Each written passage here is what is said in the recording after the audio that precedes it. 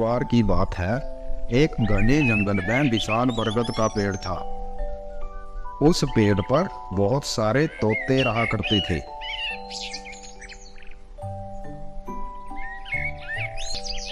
वे सभी हमेशा इधर उधर की बात करते रहते थे। उन्हीं में एक मिट्ठू नाम का तोता भी था। वह बहुत कम बोलता था और साथ रहना पसंद करता था। एक दिन दो तोते आपस में बात कर रहे थे। पहला तोता बोला, मुझे एक बार एक आम मिला था। मैंने उसे बड़े चाव से खाया। इस पर दूसरे तोते ने जवाब दिया, मुझे भी एक दिन आम का एक फल मिला था। मैंने भी उसे बड़े चाव से खाया था। वहीं मिट्ठू तोता चुपचाप बैठा था। तब तोतों के मुखिया ने उसे देखते हुए कहा, अरे, हम तोतों का तो काम ही होता है बात करना। तुम क्यों चुप रहते हो?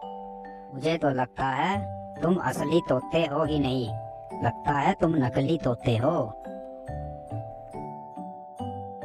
फिर एक दिन मुखिया की बीवी का हार चोरी हो गया। मुखिया की बीवी रोती हुई आई और उसने पूरी बात बताई।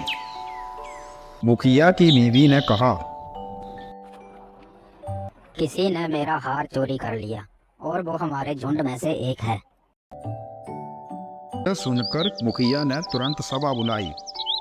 सभी तोते तुरंत सभा में इकट्ठे हो गए।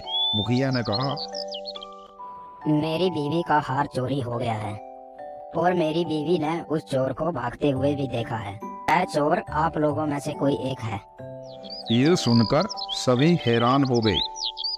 मुखिया ने फिर आगे कहा, उसकी चोंच लाल रंग की थी। अब पूरे झुंड की निगाह मिट्ठू तोते और हीरू नाम के एक दूसरे तोते पर थी, क्योंकि झुंड में केवल इन्हीं दोनों की चोंच लाल रंग की थी। यह सुनकर सभी मुखिया से चोर का पता लगाने के लिए बोलने लगे।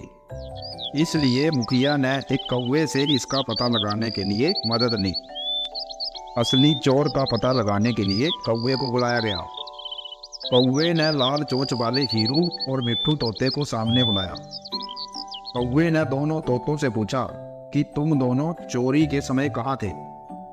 इसलिए हीरू तोता जोर जोर से बोलने लगा कि मैं उस दिन बहुत थक गया था, इसीलिए खाना खाकर मैं उस रात जल्दी सोने चला गया था।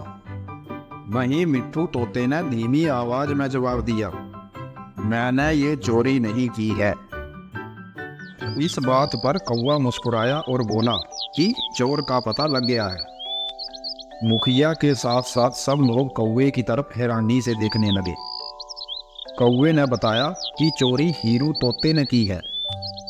इस पर मुखिया ने पूछा, आप ये कैसे कह सकते हैं? कौवे ने मुस्कुराकर कहा, हीरू तोता जोर जोर से बोलकर अपने झूठ को साबित करने में लगा था, जबकि मिट्ठू तोता आराम से बात कर रहा था कि उसको पता था कि वह सच बोल रहा है। इसके बाद हीरू ने अपना जुर्म कबूल कर लिया और सभी से माफी मांगी।